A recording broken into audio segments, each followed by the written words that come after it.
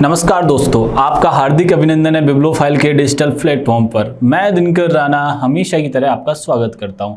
हम जो डिस्कस करने वाले हैं, अभी मॉक टेस्ट का सलूशन करने वाले हैं, आइए देखते हैं। भारत में सिपाही विद्रोह शुरू हुआ था, ठीक है, सिपाही म्यूटिनी।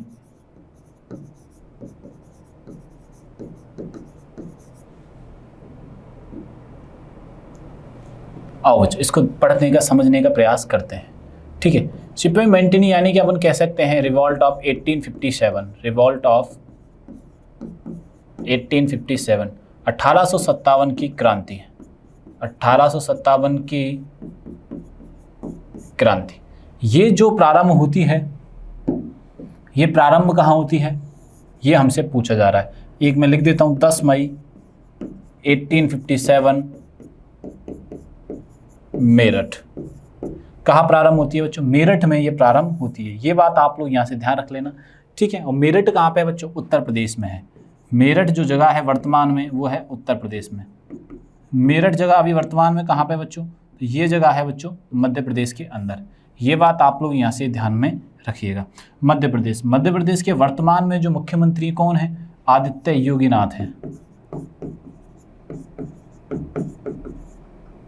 योगी आदित्यनाथ हैं, इनका नाम थोड़ा सही कर लेते हैं, योगी आदित्यनाथ। ये बात आप लोग यहां से ध्यान में रखिएगा, ठीक है ना। उत्तर प्रदेश की राजधानी क्या है? तो उत्तर प्रदेश की राजधानी है लखनऊ, सिटी ऑफ नवाब। ये बात ध्यान रखना। अब वापस अपने क्वेश्चन पे आते हैं। सिपाही विद्रोह कब होता है प्रारंभ? वो मतलब कि किस शहर में होता है? वो होता है मेरठ के अंदर, ठीक है। चंपारण में क्या हुआ था? आपको याद होगा, इंडिगो नील विद्रोह हुआ था, नील को लेकर हुआ था। चंपारण के नाम से जाना जाता है, चंपारण विद्रोह, चंपारण विद्रोह जाना जाता है। ये किसने लीड किया था? ये गांधी जी ने लीड किया था। और एक व्यक्ति का नाम है राजकुमार शुक्ल। एक व्यक्ति का नाम क्या है? राजकुमार शुक्ल। ये बात आप लोग यहाँ से ध्यान में, राजकुमार शुक्ला भी बोल दिया जाता है। तो नील के लिए फेमस था, यानी चंपारण। ये बात ध्यान आप रखिएगा, ठीक है। सॉरी, मैं एक सेकंड, हाँ भाई आ जाओ। किस अर्थशास्त्री ने अवसर लागत का सिद्धांत दिया? अपॉर्चुनिटी कॉस्ट क्या है, उसका सिद्धांत दिया है। चलो जानते हैं। अर्थशास्त्री ने अवसर लागत, अपॉर्चुनिटी कॉस्ट क्या होती है? आपको एक बात बोली गई होगी कि अपॉर्चुनिटी को मिस नहीं करना है, अपॉर्चुनिटी को मिस नहीं करना है, यानी कि अपॉर्चुनिटी कॉस्ट, अवसर लागत, ठीक है। अब बात को समझना होगा कि अवसर लागत क्या है। जब हम दो कोई कार्य कर रहे होते हैं और दो कार्यों के पैरेलल कोई तीसरा काम हमारे पास आता है, तो उसको बोलते हैं अवसर, ठीक है। ऐसे ही लागत होती है जो कि हमारे पैरेलल चलते हुए अवसर हो जाता है। कॉस्ट का हम काम कर रहे हैं और थर्ड कॉस्ट ऑटोमेटिक उसमें आ जाती है। उसमें हम जैसे कि एडवर्टाइजमेंट का मान सकते हैं, कोई कार मैन्युफैक्चरिंग का काम चल रहा है, लेकिन हम अपने प्रोडक्ट को सेल करने के लिए एडवर्टाइजमेंट करते हैं, तो वो अवसर लागतों की श्रेणी में आ जाता है, या फिक्सन असेट जिसको बोलते हैं। तो ये रूल किसने दिया था? तो गॉटफ्रीड हेवलर ने दिया था। किसने दिया था? गॉटफ्रीड हेवलर ने दिया था। ये बात आप लोग यहाँ से ध्यान में रखिएगा। बात समझ में आई कि नहीं आई? चलो आगे बढ़ते हैं, आगे चलें। आ जाइए, 28 नंबर का क्वेश्चन करते हैं अपन लोग। किसी, इसका तो हो गया ना, हाँ। किसी वस्तु या सेवा की मांग जो किसी चीज की मांग का परिणाम है, ये हमसे पूछा जा रहा है भैया। ये हमसे क्या है? पूछा जा रहा है। कैसे? सुनना। किसी वस्तु व सेवा की मांग, ठीक है। डिमांड का रूल क्या कहता है वो समझना होगा। मैंने कई बार भी आपको बताया भी है डिमांड क्या है। और कल में शायद लास्ट जो पेपर सॉल्व हुआ था, तो मैंने आपको ऑप्शन एलिमिनेशन की चीज़ें सिखाई थी। काफ़ी हद तक मैंने ऑप्शन एलिमिनेशन चीज़ें आसान बनाई थी और सॉल्व करवाने का प्रयास किया था। अभी क्या है डिमांड? भारत में डिमांड का रूल क्या चलता है? जैसे मैंने कहा, एक तरफ कैश है यानी मनी है, एक तरफ जैसे मनी की कीमत कोई चीज़ महंगाई बढ़ेगी, तो अभी क्या होगा? डिमांड कम हो जाएगी, ठीक है। डिमांड कम होगी तो, सॉरी मैंने उल्टा बता दिया आपको, ऐसे नहीं। डिमांड बढ़ती कम है जब कैश यानी कि मनी यानी कॉस्ट यानी कि प्राइज, ठीक क्या बोले हम? प्राइज। और प्राइस कैसे हो जाएगी बच्चों? डाउन हो जाएगी। ये दोनों डिमांड और प्राइस दोनों इन्वर्स चल रही होती हैं। डिमांड और प्राइस क्या चल रही होती है, दोनों की दोनों इन्वर्स चल रही होती हैं। ऐसा उल्टा उसमें सप्लाई में अलग होता है, सप्लाई में प्राइस और सप्लाई एक दूसरे के पैरेलल चल रही होती है। ये भी बढ़ती है, ये भी बढ़ जाती है, ये घटती है, ये भी घट जाती है। ठीक है, तो हमसे पूछा जा रहा है किसी वस्तु या सेवा की मांग जो किसी चीज की मांग का परिणाम कहलाती है, व्युत्पन्न मांग कहलाती है, ड्राइव्ड डिमांड कहलाती है। ये बात आप लोग यहाँ से ध्यान रखना। कॉस्ट वाला और ये वाला बिल्कुल सेम क्वेश्चंस हैं। अपॉर्चुनिटी कॉस्ट वाला और ये वाला एकदम सेम, मतलब लगे सेम क्वेश्चंस हैं ये। ठीक है, किसी चीज मांग का परिणाम होती है, वो होती है व्युत्पन्न मांग का, यानी कि डेराइव्ड डिमांड का। आओ आगे बढ़ते हैं। निम्नलिखित में से कौन दुनिया का सबसे छोटा पक्षी है? दुनिया का सबसे लोवेस्ट, ठीक है, या स्मॉलेस्ट, दुनिया का सबसे छोटा यानी कि स्मॉलेस्ट वर्ड, स्मॉलेस्ट पक्षी, ये बात ध्यान रखना। कौन है? बी हमिंग बर्ड है। ये बात आप लोग यहां से ध्यान में रखिएगा। ठीक है ना।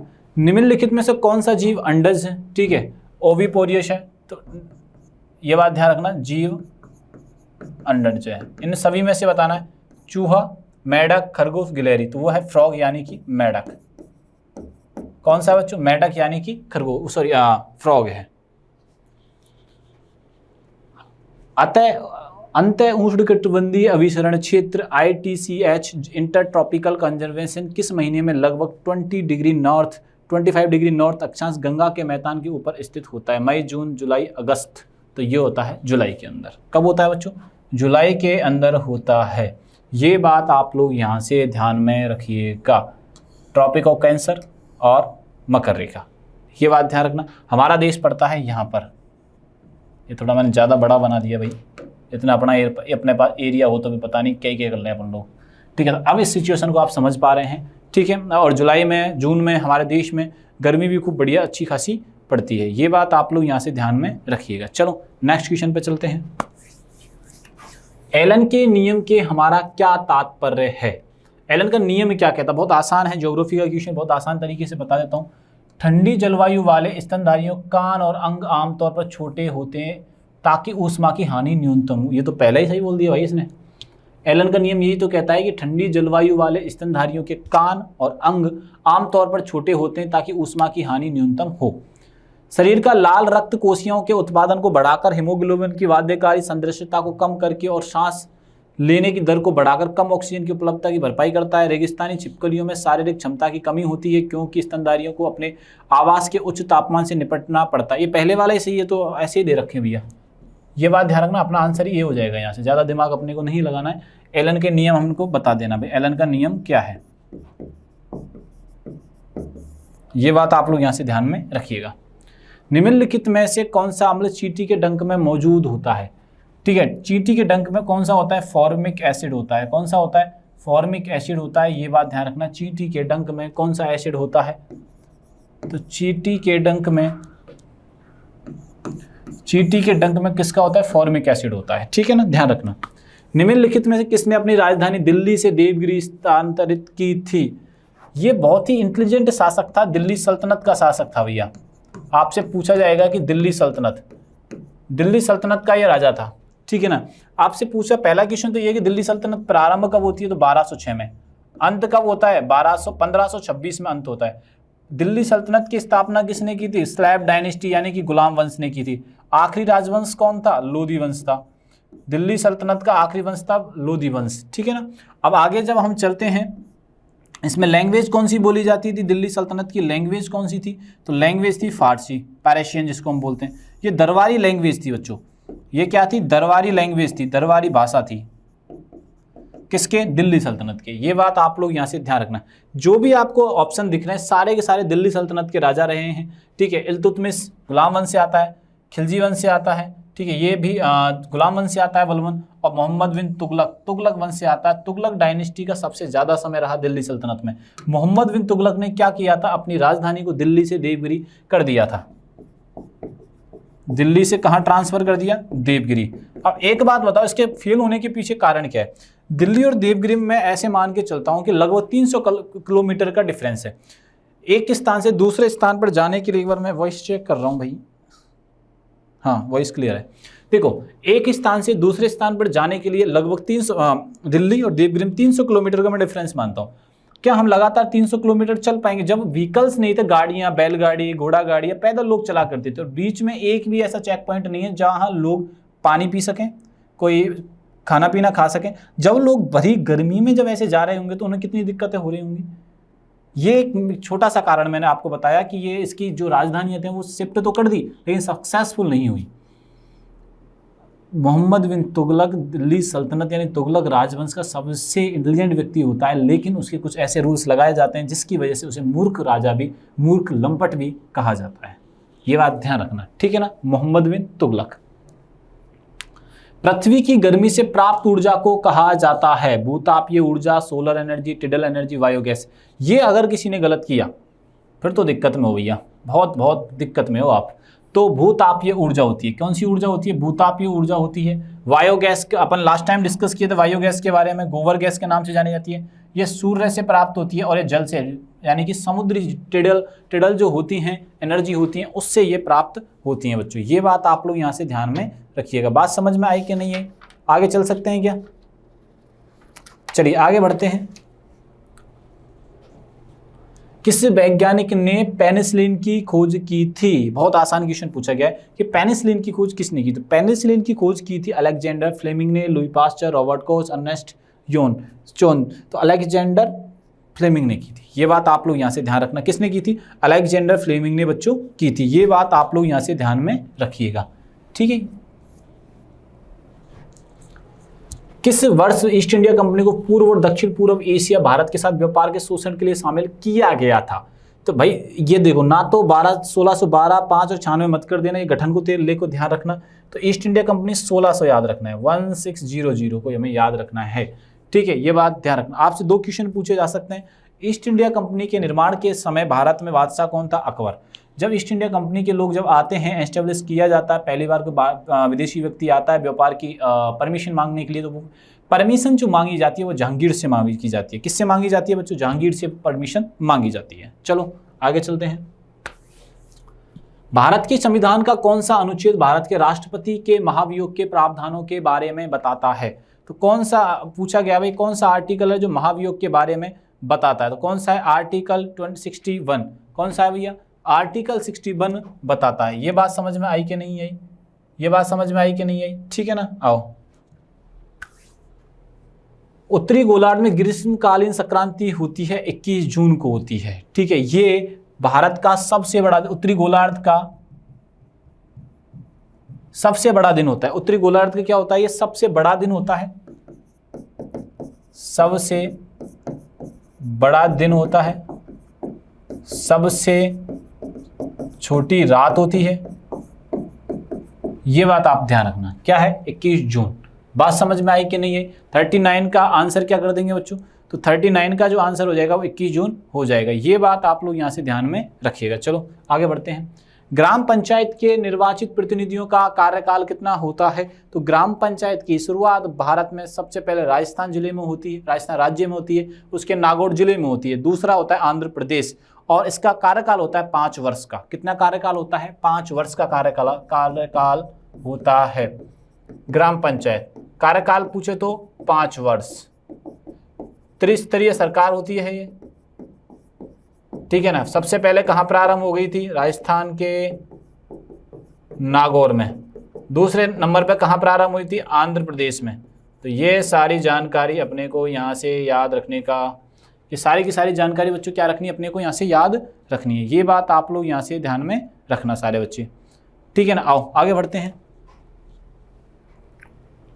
निम्नलिखित में से कौन सा तारा सूर्य के सबसे नजदीक है? सूर्य के सबसे नजदीक वो है प्रोक्सिमा सेंटोरी, ठीक है। ये बात ध्यान रखने वाली कौन सा है बच्चों? Proxima Centauri. ये बात आप लोग यहां से ध्यान में रखिएगा। आप लोग कंप्यूटर में डेटा की सबसे छोटी इकाई क्या है? Bit, byte, gigabyte, terabyte. तो आपको पता होना चाहिए। तो कौन सी होती है इसकी? बिट। बिट से बनता है बाइट, बाइट से फिर गीगाबाइट, गीगाबाइट से टेराबाइट। बीच में कुछ चीजें निकल गई हैं माइंड से, माइंड के ऑप्शन में अवेलेबल नहीं है। ये बात ध्यान रखना। बिट ऐसे करके चलती है। टी भी नहीं सुना, जी भी नहीं सुना, गीगाबाइट, के भी गीगाबाइट। ये बात आप लोग यहाँ से ध्यान में रखिएगा। अरे आप ऐसे मत समझना, क्वेश्चन गलत है। मैंने क्या किया, ऐसे करके फिर ऐसे करके ऐसे किया है, ठीक है। भूटान के राष्ट्रीय पक्षी का नाम बताया, तो भूटान के राष्ट्रीय पक्षी, ठीक है ना। भूटान के बारे में जानने का प्रयास करते हैं। भूटान की जो राजधानी है बच्चों, भूटान की राजधानी क्या है, तो भूटान की राजधानी है थिम्पू। ये बात ध्यान रखना। और बहुत ही शांत देश है, ये बहुत ही शांत देश है, ठीक है। बात यहाँ से ध्यान रखनी है। और हमसे पूछा जा रहा है यहाँ का राष्ट्र पक्षी क्या है, तो राष्ट्रीय पक्षी जो है यहाँ का ये है रावेन, यानी कि ब्लैक कौवा, काला कौवा के नाम से भी ये जाना जाता है। तो हमारा आंसर क्या हो जाएगा यहाँ पे, काला कौवा यहाँ पे आंसर हो जाएगा। और मोर कहाँ का, ये है भारत देश का। ये सारी जानकारी आपको यहाँ से याद रखनी है, ठीक है। आओ नेक्स्ट क्वेश्चन पे चलते हैं। मारफती गीत का पारंपरिक लोक गीत है। मारफती गीत जो पूछा जा रहा है, शायद मैंने आपको पिछली वाली क्लास में भी इस चीज़ की अपन डिस्कस किए थे कि मारफती सॉन्ग किससे रिलेटेड है। ये बात आप लोग यहाँ से ध्यान रखना। तो मारफती जो सॉन्ग है वो बांग्लादेश से संबंधित है। मारफती सॉन्ग किससे है, बांग्लादेश से ये संबंधित है। ये बात आप लोग यहाँ से ध्यान में रखिएगा। केरल का एलालाकारिडी नृत्य निम्नलिखित में से किस जनजाति द्वारा किया जाता है, तो वो किया जाता है रूरल जनजाति के द्वारा। ये बात ध्यान रखना, ठीक है। केरल का नाम परिवर्तन कर दिया गया है, तो क्या कर दिया गया है, केरलम कर दिया गया है। ये बात आपने को यहाँ से ध्यान रखनी, केरलम कर दिया गया है। यहाँ पे अभी चुनाव हुए हैं, इलेक्शन हुए हैं, आप इसकी जानकारी करंट अफेयर्स की क्लास में आपको कंप्लीट मिल जाएगी। ये बात आप लोग यहाँ से ध्यान में रखिएगा। बिहार दिवस प्रत्येक वर्ष किस तिथि को मनाया जाता है भैया, बिहार दिवस बता दो मुझे तो कब मनाया जाता है। तो आप लोग यहाँ से ध्यान रखना। तो बिहार दिवस प्रत्येक वर्ष कब मनाया जाता है, ये मनाया जाता है 22 मार्च को, ठीक है ना। बिहार के नए राज्यपाल के रूप में किसने शपथ ली है, तो हाल ही में शपथ ली है बच्चों आरिफ मोहम्मद खान, राजेंद्र अर्लेकर, सीपी राधाकृष्णन, सैयद अता हसनैन ने लिए। सीपी राधाकृष्णन कौन है, ये आपको कमेंट बॉक्स में बताना है।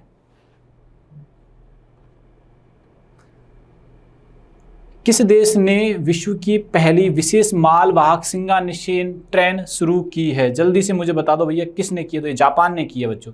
किसने की है, ये जापान ने स्टार्ट की है। बात समझ में आई कि नहीं है, किसने की है, जापान ने हाल ही में स्टार्ट की है। मालवाहक ट्रेन है, बहुत तेजी से ये चलने वाली ट्रेन है। फिच रेटिंग के अनुसार वित्त वर्ष 2025-26 के लिए भारत की अनुमानित जीडीपी वृद्धि दर कितनी है, 7.5 रहने वाली है भारत की जीडीपी की वृद्धि दर। ये बात आप लोग यहाँ से ध्यान रखना। हाल ही में दिवंगत हुए कुशल दास किस संगठन के महासचिव थे, तो वो थे अखिल भारतीय फुटबॉल महासंघ के, ठीक है। ऐसे करके हमने 25 क्वेश्चंस का सलूशन किया। वीडियो अच्छा लगे तो बच्चों दोस्तों को ज़्यादा से ज़्यादा शेयर करना है, ज़्यादा से ज़्यादा शेयर करना है। चैनल को सब्सक्राइब करना तो बिल्कुल भी नहीं भूलना है। और आपको सारी की सारी जानकारी टेलीग्राम पर मिलने वाली है। तब तक के लिए थैंक यू, धन्यवाद।